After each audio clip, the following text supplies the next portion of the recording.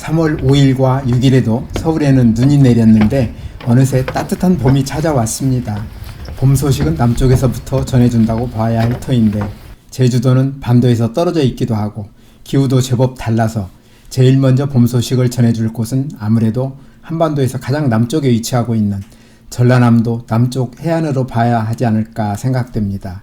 그곳에는 유명한 산이라 볼 수 있는 산으로 우리나라 100대 명산에 들어있는 산이 셋이 있는데 영암의 월출산과 해남의 두륜산, 장흥의 천관산이 바로 그곳들입니다. 저는 오늘 이들 세 산 가운데 하나인 천관산에 다녀온 이야기를 해보려 합니다. 13일 이른 아침 저는 천관산행 안내산악회 버스를 타러 양재역으로 가는 전철에 몸을 실었습니다. 6시 40분 양재역에서 내리니 저처럼 안내산악회 버스를 타러 가는 사람들이 드문드문 보였고 버스 타는 곳에서는 벌써부터 꽤 많은 사람들이 차를 기다리고 있었습니다.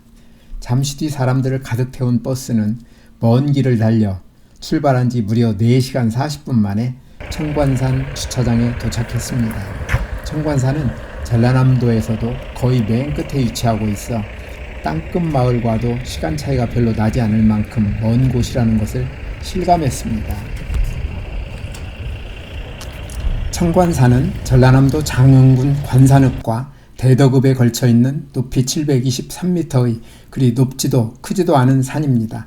한반도의 맨 끝 남해안 다도의 바로 앞에 위치하여 북쪽으로는 영암의 월출산, 장흥의 제암산, 광주의 무등산이 한눈에 들어오고 남동쪽으로는 남해안 다도해가 아름답게 펼쳐져 경치가 빼어나 많은 사람들의 사랑을 받고 있습니다. 1998년 수려한 지형경관으로 도립공원으로 2021년 명승 119호로 지정되었습니다.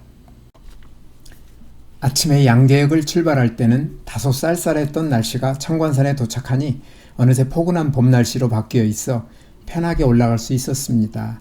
천관산 산행은 안내산악회의 안내에 따라 시계 반대 방향으로 해발 715m의 환희대까지 올라갔다가 600m 떨어진 구룡봉에 다녀와서 억새 군락지인 능선을 따라 정상인 연대봉에 오른 다음 출발 지점으로 내려오는 9.3km의 어렵지 않은 길이 이어집니다.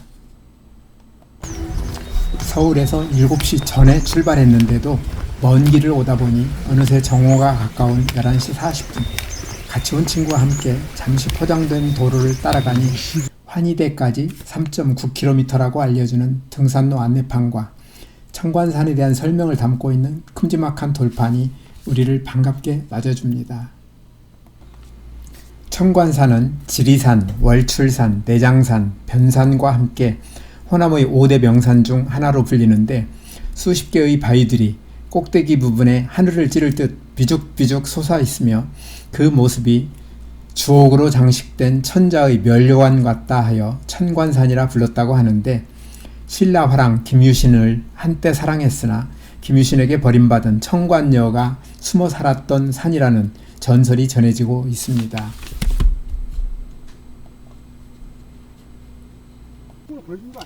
천관산은 고려시대까지만 하여도 산이 울창하였으며 천관사, 옥룡사, 보현사 등 89개의 암자가 있었으나 현재는 절터와 3층 석탑, 5층 석탑 등 몇 개의 석탑과 석등, 석불만이 남아있다고 하는데 절터는 이번에 다녀온 등산로에서는 멀리 떨어져 있어 이번에는 가보지 못했습니다. 금강굴까지 가는 3.1km의 등산로는 길만 보면 험하거나 특별할 것 없는 평범한 길이 이어지기 때문에 어렵지 않게 편하게 올라갈 수 있는데 올라가는 길에 잠시 시간을 내서 뒤를 돌아다보면 가끔 남해안 다도해가 한 폭의 동양화처럼 펼쳐지는 멋진 경관이 숨을 먹게 합니다.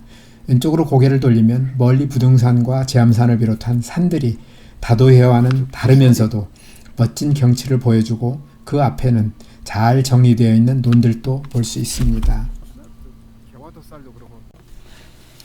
금강굴에서 환희제까지 가는 800m는 천관산 바위들의 대부분을 차지하고 있는 화강암들이 하늘로 솟아있는 다양한 모습들을 보여줍니다. 각각의 모양에 따라 재미난 이름들을 붙여놓았는데 이름이 어려운 한자로 지어져 있어 뜻을 생각하려면 머리가 복잡해지므로 저는 이름은 무시하고 그냥 편하게 바위들을 보는 것으로 만족해 했습니다. 환희대 정상에서 북쪽의 산들과 남쪽의 다도해를 빙 둘러보는 전망도 훌륭합니다. 같은 바다이지만 환희대에 올라올 때 산 중턱에서 볼 때와는 시야와 눈높이가 다르므로 또 다른 재미가 있습니다.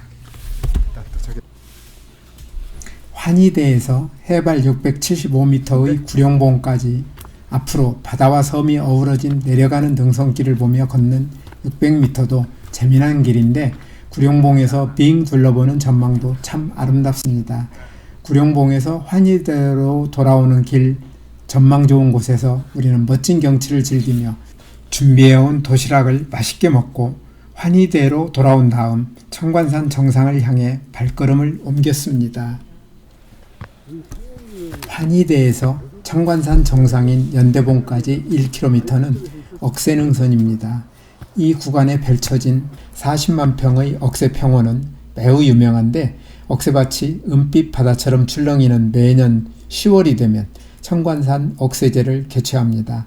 억새들 사이로 내려다보이는 한라산과 다도해 풍광은 사람들을 황홀경에 빠뜨린다고 하는데 지금은 제철이 아니어서 억새의 아름다운 모습을 볼 수 없어 아쉬웠습니다. 청관산에는 사시사철 언제나 볼 수 있는 남해안 다도해와 함께 특별한 볼거리로 10월에 억새평원에 펼쳐지는 억새가 다가 아니고 또 다른 볼거리가 많기 때문에 청관산을 찾는 이들은 철을 가리지 않고 발길이 이어지는 것 같습니다. 가을에는 산을 화려한 색으로 울긋불긋 수놓은 단풍이 하늘을 찌를 듯 솟아있는 바위들과 어우러져 만들어내는 환상적인 경치도 볼만하다고 하는데 지금은 볼 수 없어 가을에 다시 찾아와야 되겠습니다. 우리나라 최대 규모 동백숲도 청관산의 자랑거리 가운데 하나입니다. 20만 제곱미터 넓이의 동백숲에는 50에서 200년생의 동백나무 2만여 그루가 자생하고 있어 단일 수종으로 국내 최대 군락을 이루고 있음이 인정되어 2006년 한국기록원에서 국내 최대 규모 동백숲 기록을 인정받았다고 합니다. 이번에는 가보지 못했지만 봄에는 청관사 주변의 동백도 볼만하다고 알려져 있습니다. 청관산의 봄은 진달래꽃도 빼놓을 수 없다고 합니다. 4월이면 진달래 능선인 청관산 정상인 연대봉에서 장천제에 이르는 구간과 연대봉의 북쪽 사면과 청관사에서 천주봉으로 이어지는 능선이 온통 진달래꽃으로 뒤덮인다고 합니다. 우리는 억새능선을 지나 환희봉을 떠난 지 15분 뒤에 청관산의 정상인 해발 723m 연대봉에 도착했습니다. 연대봉에는 고려 18대 의종 때인 1160년대에 봉수대를 설치하여 북으로 월출산과 무등산에 이어지는 통신수단으로 이용되었으며 이때부터 이 봉우리는 봉수봉 또는 연대봉으로 불리게 되었다고 전해집니다. 연대봉은 청관산 최고봉답게 남해안 다도해와 북쪽의 산들을 보는 전망이 빼어나며 하늘이 맑을 때는 한라산도 볼 수 있다고 하는데 이날은 가까이 있는 바다와 섬들과 산들은 그런대로 멋진 모습을 볼 수 있었지만 안타깝게도 하늘이 깨끗하지 않아 한라산은 고사하고 멀리 있는 섬이나 산들은 전혀 볼 수가 없었습니다. 청관산 정상 연대봉에서 내려오는 길 3.2km는 청관산의 진면목을 보고 나서 내려오는 길이라 비교적 편한 마음으로 내려올 수 있었습니다. 내려오는 길에 만난 멋진 바위들은 내려가는 사람의 기분을 즐겁게 해주며 멋진 작별 인사를 해줬습니다. 오늘도 끝까지 영상을 시청해 주셔서 대단히 감사합니다. 다음에 더 멋진 영상으로 찾아뵙겠습니다.